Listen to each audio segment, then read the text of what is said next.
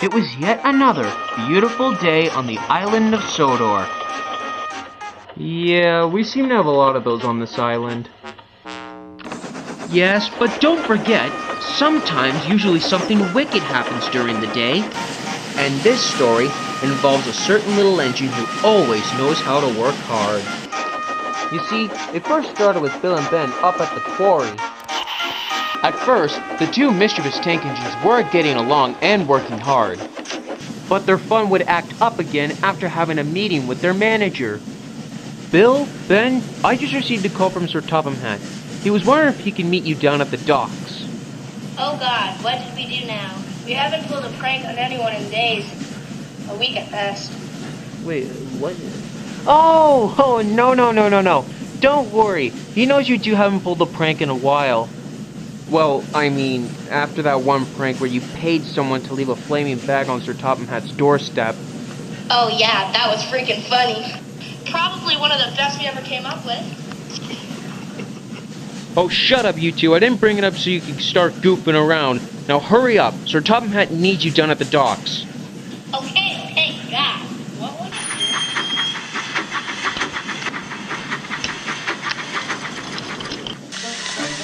Soon, the twins arrived at the docks. There you two are. My God, did you ever take your time? I've been looking all over for you two, and so help me, you're slow. Sorry. Fat butterball. Anyway, that doesn't matter. What does matter is what needs to be done here. As you can tell, I've made quite a few arrangements due to some orders I purchased. You see, we've been given a certain amount of packages, some green paint that will be unloaded soon. All I need your help with is just to shunt these tankers and freight cars all around and organize them for other engines that will be coming in today. Do you think you can do that? Alright, another typical shunting job for us. No biggie.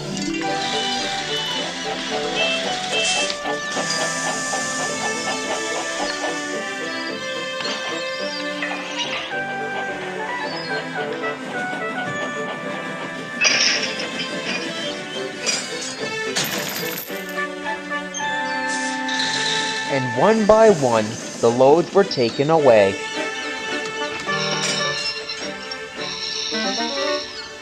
But just then, the twins heard a very familiar whistle.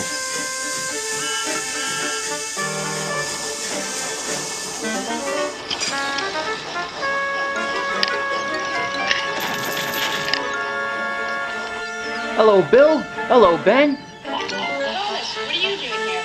Yeah, we thought you were working over on your Branchline. Well, I would be, but the thing is, Sir Topham mentioned that this job I had to do, which is to pull the green paint to the cottage, had to be done by a small little tank engine who is young and strong, and that was me.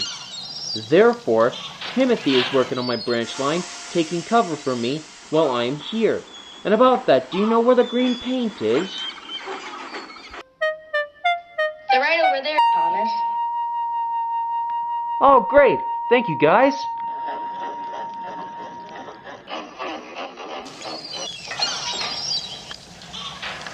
Wait a second. There's nothing in this freight car.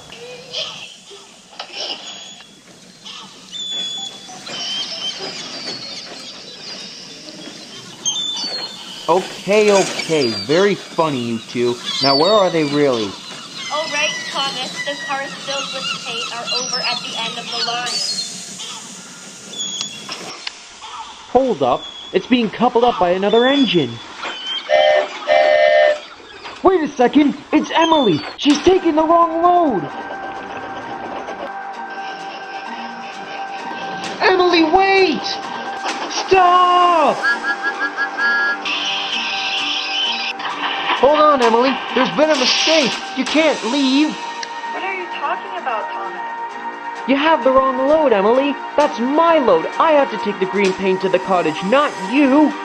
Paint? This isn't paint, Thomas. This is a goods train, of course. Everyone saw that it was filled with nothing but drinks, vegetables, bread, and even a carton of eggs. They were telling the truth. I'm so sorry, Emily. That's all right, Thomas.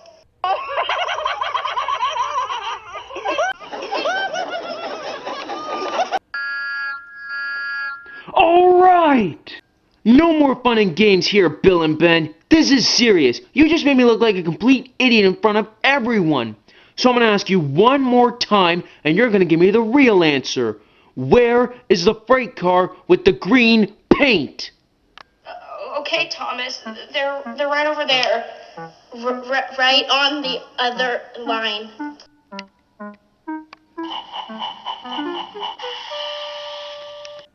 There it is. Now you two have been telling the truth. And luckily for me, there's some coal and water over there. I'll need some for my travel. Thank you for finally telling me where it is.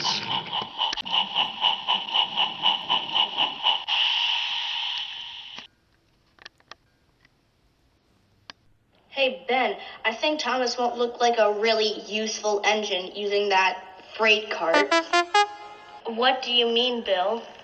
Why don't we try and help Thomas by trading that freight car over on the right?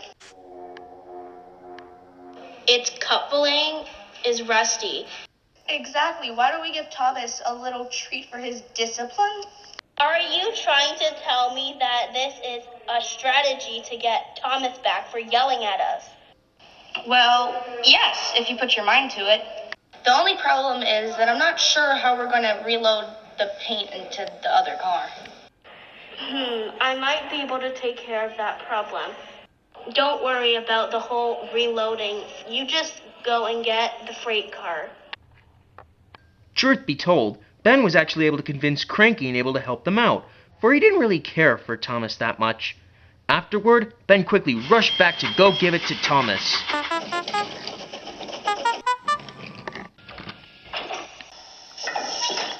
And as soon as Thomas was coupled up, he shoved cheerily away from the docks.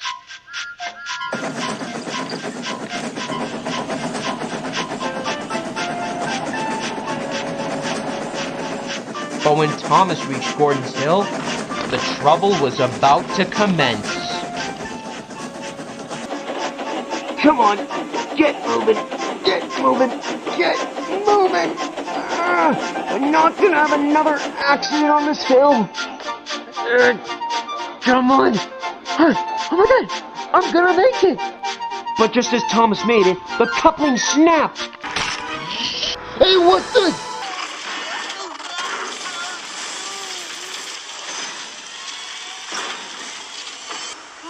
Thomas was stuck.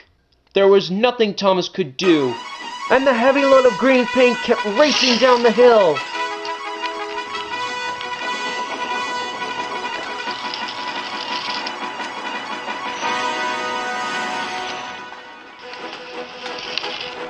But instead of heading back to the docks, the signalman actually switched the points, making the freight car keep going down the main line.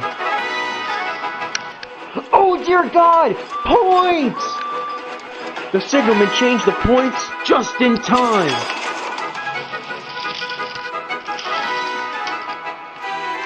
Surprisingly, the signalman also switched another set of points further down the line. The track was leading to a siding filled with freight cars and engines. Murdoch was pulling a heavy goods train that was filled with important material for workmen. But he quickly came to a stop as he saw the freight car racing towards him.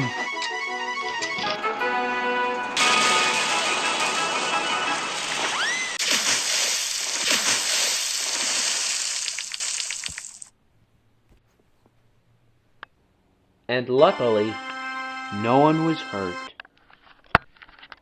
Soon, Sir Topham Hatt was delivered by Stanley to see what was the matter.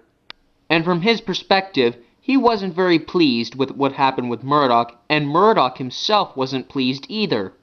Oh, this is horrible! Now I look like Henry's twin! You got that right, only 10 times bigger. What happened here anyway?